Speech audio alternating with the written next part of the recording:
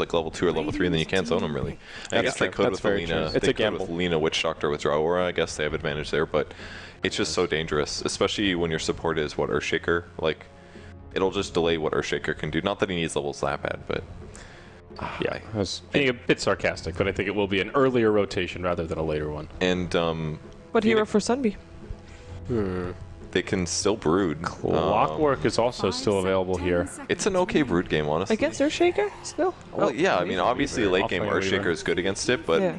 I don't think it's too bad. Weaver's an interesting choice. I'm guessing they're going to do a dual lane now with Weaver Witch Doctor. I think they can against a Dazzle, Earthshaker, or whatever. That's not too much synergy, depending on what the carry is for Phoenix here. I think I like the Hot6 draft, though. They could even do a 1v1. What if they did like Quap safe lane versus Spirit Breaker? He's going to get completely outlaned there. Tons of harass with right clicks, daggers.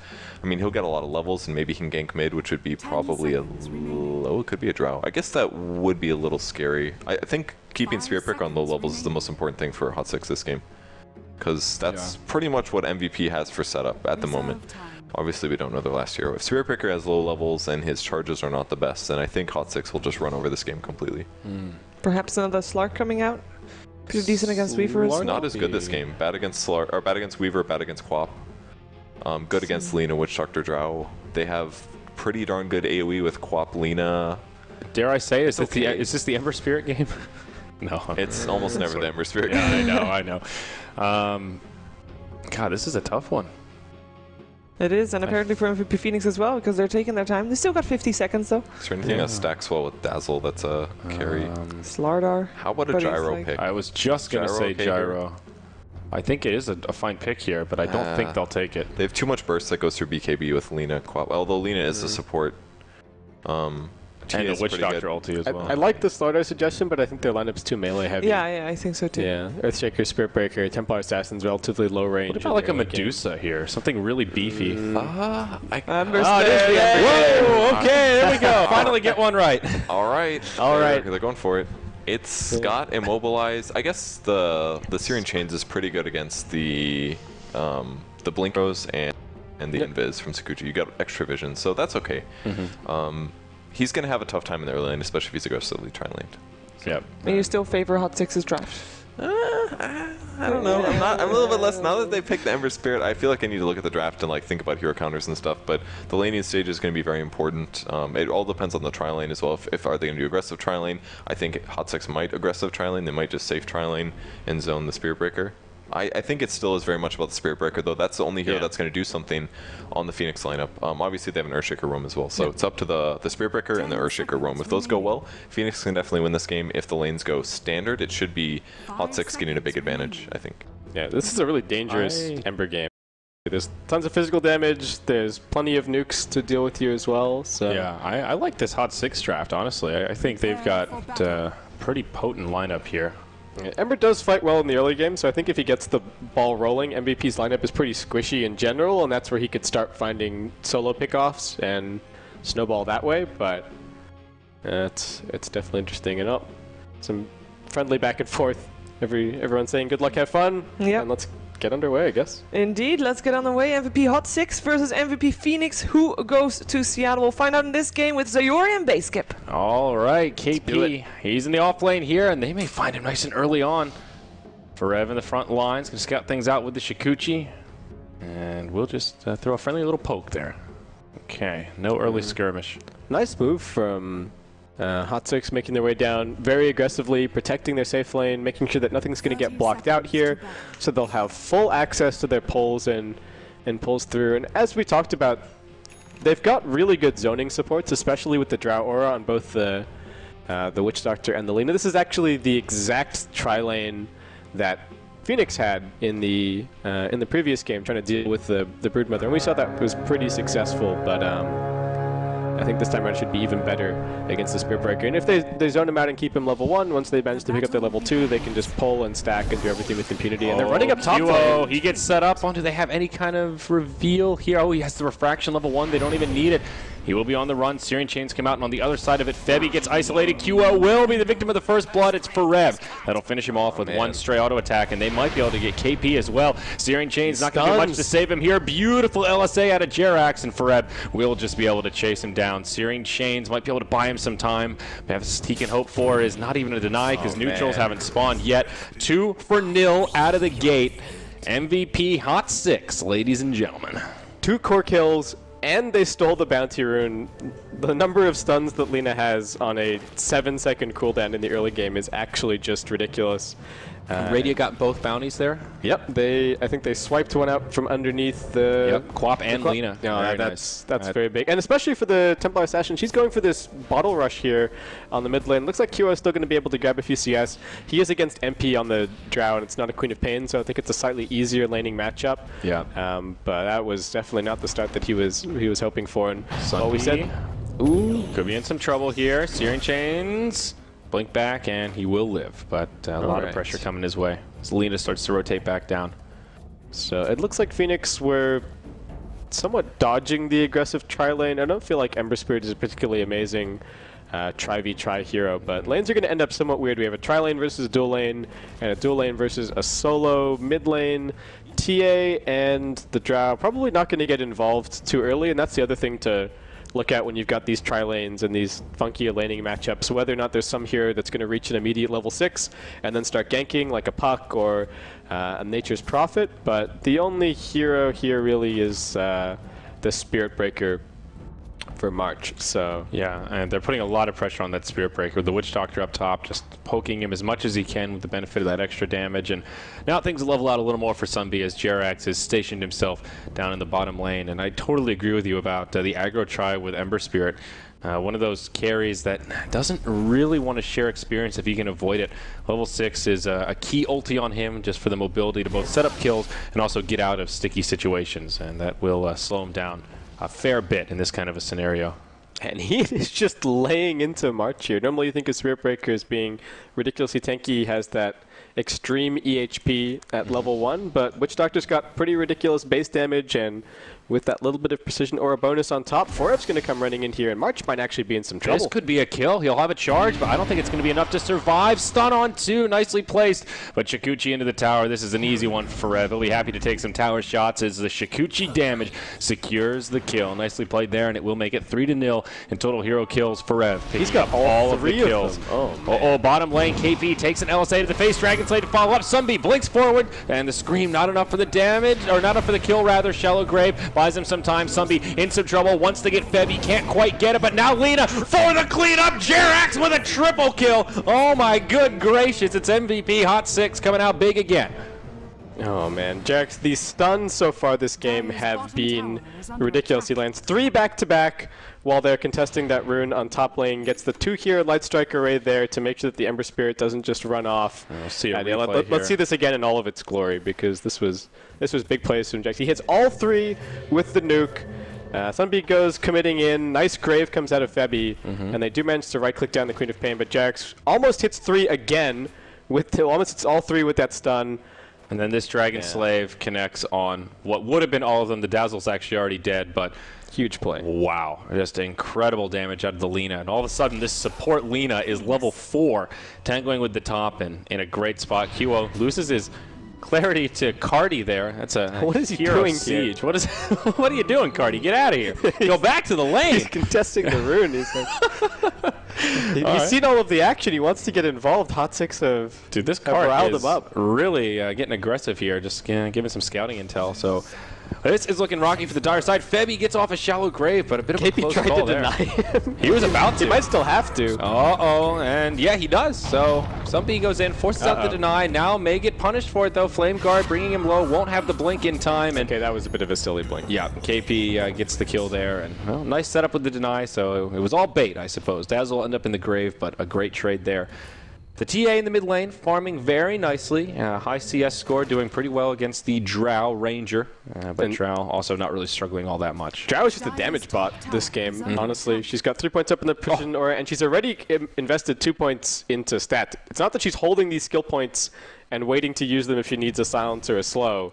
She is actually just buffing the other lanes and is that Weaver a third Wraithband recipe sitting back in the bank there? No boots, triple Wraithband. Absolutely a damage wagon for the whole team. This is a slightly different way to play her, and I like it here. We'll see up top bit of a back and forth between Ferev and March. Ferev taking a lot of tower shots. He's not level 6, no way to time lapse it off, but now the swarm comes out. March hits him with a stun. No bash. Win this duel. Oh, Ferev not going to be able to find the kill, but will be able to Shikuchi back. He really wants it. The TP actually gets canceled. There's a rotation coming up here. It is the Dazzle. And need to be a little bit careful. Ferev will be forced back now, low on regen. All right, so that's what, 2 TPs and 3 heroes now up top lane. And Ferev, oh, he's trying to go in here, but it looks like that might be his death, actually. Grave onto March just to make 100% sure that he doesn't go down in the midst of this. A little greedy there. Yeah. Hands it over. That's the end of a killing spree also. It's Dazzle who ends up getting it. No, so not a core, and I think not necessarily who Phoenix would love to have gotten that kill on, but still, kill's a kill at this stage. And they are a little bit behind here in the early game. At the very least, Templar Assassin does have some really good farm. Mid lane not proving to be too much of an issue. I think Q is actually the CS leader. And yeah, 30 and 12. So at least his TA is doing decently. Yep, a lot on the back of QO here as the other lanes are definitely struggling quite a bit. Ember Spirit and Quap actually breaking even in terms of CS, and it was favored for the Queen of Pain, but since that silly little dive that we saw a few minutes ago that cost her her life, things have been a little more rocky. It looks like Phoenix will pull a rotation, though, with KP headed to the top lane. Hold that thought as Sunby down bottom. Stun after stun will bring her to half health, but a blink away will keep the Succubus alive. Yeah, they really can't find a lane for this Ember Spirit at the moment. Bottom lane, he was getting pressured and daggered, and top lane's no better as MVP come in looking for another kill. Nukes come out, chain stun, and auto attacks, all that it takes. Goodbye, K Phoenix. This Ember Spirit turning into a bit of a liability here for the Dire side. Sunby set up on again in the bottom lane, stunned up and brought down. The Fissure charge stun is enough to find the kill there, so at least for MVP Phoenix, they are getting kills on the Quap, but now QO stunned in the mid. They've got a Sentry Ward down. Dragon Slave connects after the Gust.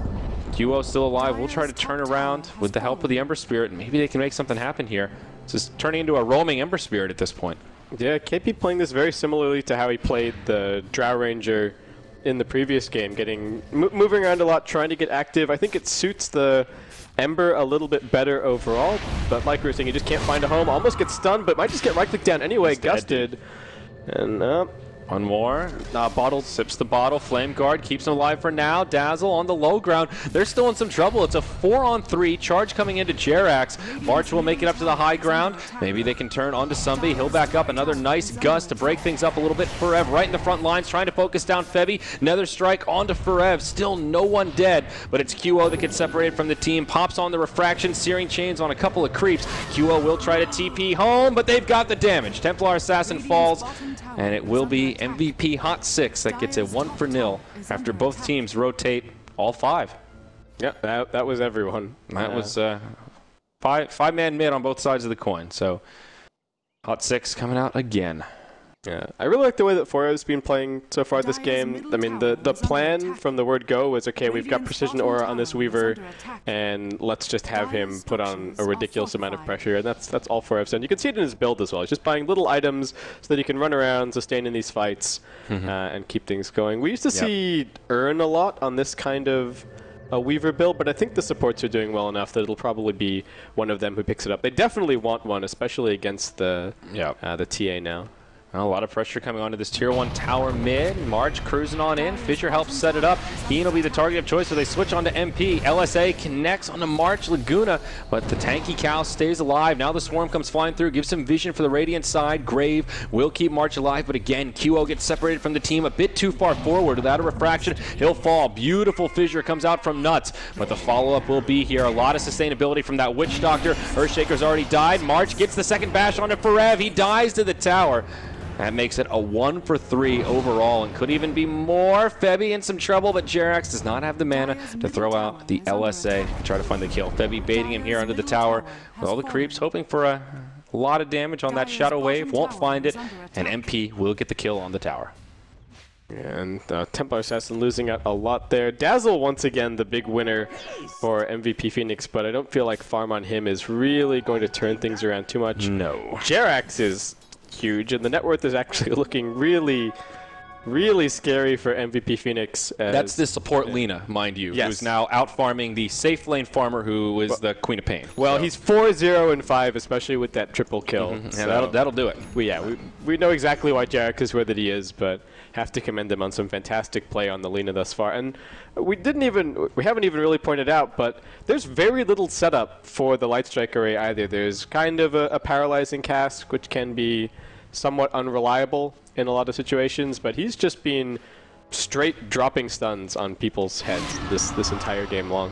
Yep. Charge coming bottom lane. They really want Sumpy. He will blink back into the tower. Doesn't disjoint the stun, but can at least pull March deep into enemy territory and see how quickly he is to cancel the charge or how quick he is rather to cancel the charge and head back to safety. Heen rotating through a bump right into QO, but there is some support for the Radiant nearby. He'll just try to TP out after throwing the cask. Will connect onto QO. He'll live. Now the rest of the team will get here. Charge in onto March. Will get canceled once more. Sunby does have a Sonic Wave. May consider having a go, but there are 4 heroes of MVP Phoenix lingering around.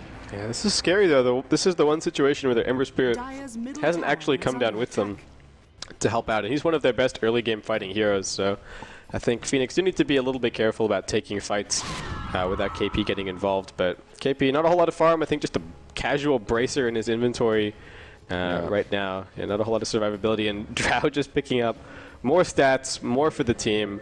Mask of Madness in the inventory, and it's 37 extra damage for the Weaver. He's only got 1 point in the Geminate attack as well, so this Weaver is going to get so scary once he picks up some more levels. I think he's going straight Desolator here with that first Mistral Hammer. They'll get the last Tier 1 tower. Again, MP gets the last hit on that one. Yep. Feeling pretty good. Rushing Desolator on Weaver is very potent on this patch. The item was buffed, and now you can get it at this great timing. You look at the Dire side, and none of them really have high armor right now, and he will do an extreme amount of damage. And March is charging in here. The Earthshaker is over the tree line, but no one else nearby to do anything. I think just maintaining vision on the Weaver as best he can. Earthshaker having a really tough time this game, and I don't know how they're going to be able to catch him up as Hot6 just keep on marching forward and knocking down buildings. Yep. Solo kill on the Earthshaker from Forev in the mid lane. March will charge through, but same story, different chapter. Can't really do much. A TP rotation from KP, but Forev making so much space for his team on just the solo Weaver. They don't really have any tools to deal with him effectively. Meanwhile, in the bottom lane, they're continuing to push into this Tier 2 tower. QO nearby will get hit by a paralyzing cask. No bounces, but will help repel him as this tower taking a lot of damage. Yeah, I feel like this series has been the story of crucial last picks from both sides. In Game 1, it was the Slark for QO that Hot6 didn't really have any answers to. In Game 2, somewhat, it was the early Broodmother, but I think the Phantom Assassin pick was also perfect for Hot6. And here, this Weaver is completely unanswered by the Phoenix side, but fight breaking out. Here we go, charge into the backline onto MP, but a beautiful gust to stop it. Death Ward doing some good damage here. Heen in a great position. This Dire team is just getting cleaned up. KP, Nuts will be the one to grab the shallow grave, but to no avail. Fast 4 for nil, Febby on the run, and they'll be happy to dive this Tier 3 tower. Forev wants it. He is hungry. And how far is he going to go here? All right, past the Tier 4s. Febby getting close to the well, and it's full 5-man wipe. That's a 5-0. Desolator comes out, and this could end up being a quick game number 3 here, Base Kip, as Hot6 have so much momentum. 5-0 them, take the Desolator from the enemy well. You know, just Forev getting completely out of control here. Nuts has come wandering in, but all he can really do is hide over in the fog. And Phoenix, they can't wait. If they're going to find any kills, it has to be soon. They do cancel the TP. Time-lapse not going to come out, and Forev actually just going to fall here. He gets the double bash, and MP as well. So they will throw away a couple of unnecessary deaths. They could have backed up a little bit further. They get a pretty big gain out of it, but all things considered, it's going to take a lot more than that. You look at the net worth chart there on the left side, and it is MVP Hot6 all over the top. And even the Witch Doctor is kind of in the middle of the pack, still looking good. We're 15 minutes in. That is a massive lead, up about 10K. And Phoenix, after those 2 kills, they're going to try and head in to take Roshan here. This is risky business, but I think at this point you've got to take some risks if you want to have a chance at winning this game. They will rotate over. Oh, the Sonic Wave, is it up just yet? No, still 40 seconds. Okay. But they've still got plenty of nuke damage to throw in here. They're committed. They've got to hop in sooner rather than later. There is an Echo Slam on the side of Phoenix. They will hand over the Roche. Templar Assassin gets the Aegis. Hot6 now maybe forced into a fight as Jerax gets stunned. Death Ward on the backside doing good damage to QO. The Cask buying Jerax a little bit of time, but will still go down in the end. It's the end of his unstoppable streak, which will get credited to the Spirit Breaker. Now Phoenix on the back foot will make it to the high ground. Hot6 will not pursue.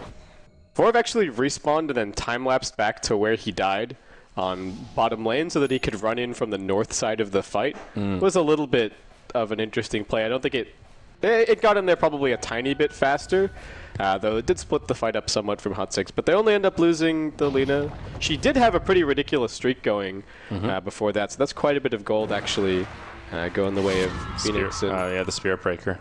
Yeah, and they take a few gambles, but they're starting to pay off here. It's what they need to stay in this game, honestly. We saw just before how far behind they are. Surprise, surprise. Handamitis on the Phoenix offlaner will be on the Spirit Breaker. We've seen March do this 3 out of 3 times now in this series, as we talked about.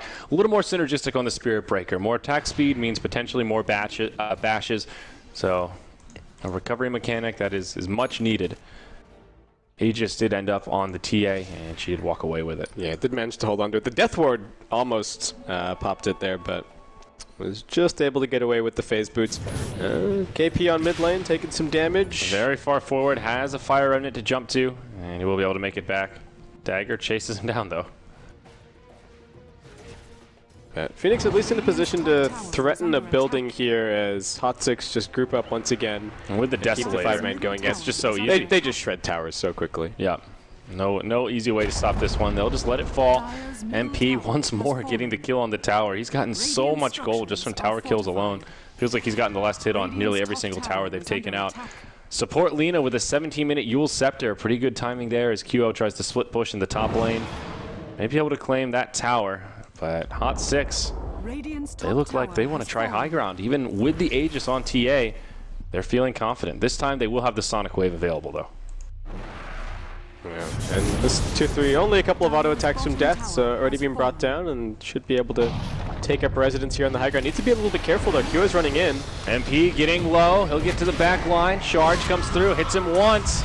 But now they isolate the Spirit Breaker. There's your Sonic Wave. It'll finish off the Dazzle straight away. They lose the Drow Ranger thanks to March. KP comes flying on in. QO went down but came back to life. This Death Ward from Heen doing huge damage, channeling it nearly full duration. All things considered, a pretty good fight for the Dire side. A buyback used now by the Earthshaker. Nuts will help break things up a little bit, but Forev will continue to press forward. With this tower down, his life gets a lot easier. Going for the sure damage on the ranged barracks with the Desolator, but will back out, respecting the power of the TA. And I think MVP Hot6 should just try and reset and save this for another day. Heen gets isolated by the Fissure. It'll go down. Compliments of the Templar Assassin and a Sleight of Fist. Can they find more here? Yule's out onto KP. Some heroes responding on the Dire side. Jerax getting in very aggressive. No way he'll survive this one. Once Nuts, but Shallow Grave not going to make that a reality. I mean, Hot6 committed a lot there, but the tier 3 was pretty much already dead, so it's just some damage on the ranged barracks. End of the day, but there was a buyback on the Earthshaker. That's the only other he's thing never going to really have a blink. Out of that. At least not going to have a blink for a very long time. Yeah. This game, but biggest play that Phoenix managed to pull off there was focusing down the Drow right at the very start and disabling the bonus damage as much as they could so that the Weaver didn't just totally shred them. Kuro's just gone for a first item Desolator here, so decent for farm. If they can look towards some Oroshans later on, that's definitely going to speed things up there as well. Oh, that's a full Aghanims on Queen of Pain now completed. That is huge. Hot6 have been skirmishing quite a bit, and now they'll have that super short cooldown. And we've actually seen that be a problem with the Sonic Wave not being available. So, Desolator, first item on TA after the boots for QO. I don't know that that's the build he wanted to go for, but at this stage, just going for anything that can give them a little edge. And now he has that burst damage. If they catch the Queen of Pain or the Drow Ranger, might be able to find a quick pick. Yeah, and Hot6's lineup is very squishy in general, so the Desolator is going to make Kiro put in a lot of work, and I wonder if he's going to try and go BKB as the next item, or if he will just stick to sort of what I've seen his typical build be, which is the Blink Dagger immediately afterwards. I think there's definitely value in the Blink. If you get the charge going on the Drow, you're going to see her. You can go blinking in 1 or 2 shots to bring her down, and then that's a lot of damage removed from the Hot6 side. Similar with the Queen of Pain, even though she can blink back and pull the Spirit Breaker into kind of an awkward position at times, that gives you a gap closer to do some follow-up damage. So certainly agree on that one. BKB comes out for Ferev's Weaver. Solid item pickup there. Gives him finally some survivability after going kind of glass cannon.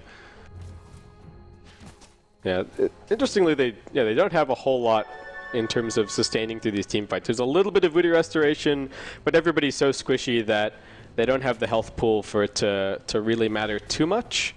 And no mech or anything to speak of. So they just have to try and stay on the front foot as much as they possibly can, because if they fall behind, that's where the Phoenix lockdown is going to give them trouble. But they're just going to come bash their heads against this bottom lane once again. Double damage on the Queen of Pain, making pretty quick work of the range Drax. MP in a forward position. Yeah, they force out the glyph straight away. Sonic Wave, a bit lackluster, hits the refraction on QO. Laguna comes out, as does the Echo Slam. Still everyone alive, but the Earthshaker will go down first. Again, Death Ward as well as Cask doing a lot of work here. Instant buyback from the Spirit Breaker. Right now it is a 5v4 on the field. The Earthshaker will not have buyback available. That'll be the end of this bottom lane of Barracks, and now MVP Hot6 should just look to make their exodus from the base, which indeed they will. They'll rotate straight towards the mid lane. They know the Earthshaker cooldown is still on buyback, and they may use this knowledge to their advantage.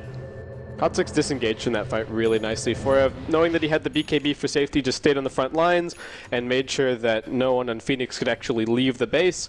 And they kited backwards with the Drow Ranger and made sure that she got out of harm's way. Forev is going to get dusted here. He does have a time lapse though, so this should be no problem. Yep, Weave will continue to press through, but he can Shikuchi away, and no problemo here for the Weaver.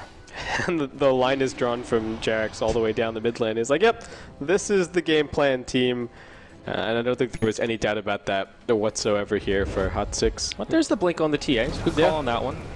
We'll see if it will be the difference maker as they siege the mid lane. Sunbee taking a little bit of damage as he blinks forward, but he's got the follow-up there. They want to try to catch one on the retreat. Febby trying to head towards the base. Fissure does connect on one. There's the blink forward for the TA, but now the setup from the Yules. LSA on point. That'll be the end of the refraction, and oh my gosh, the TA gets blown up by the Sonic Wave. Grave onto KP, barely keeps him alive. He'll just TP back to the well once he gets into fog. But now, TA lacking a buyback. This should be a pretty easy siege for MVP Hot6. And just look at that tier 3 tower drop. It's no problem whatsoever. KP doing his best to spam a little bit and slow things down. But Jerax with these Yules into the stuns is just setting up everything for his team right now.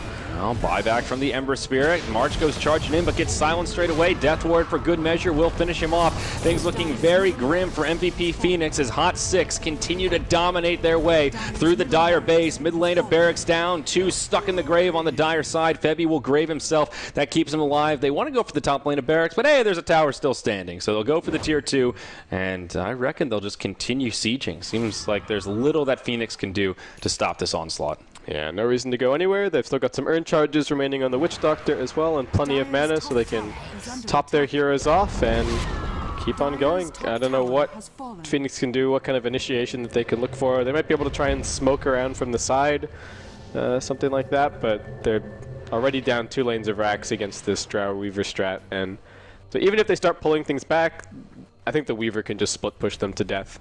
Almost by himself from this point forward. Yeah. Heen showing nuts that he's not the only one that plays a mean Witch Doctor here. 1-1-16 this go around. Feels like pretty much every Death Ward this game has done a pretty considerable amount of damage.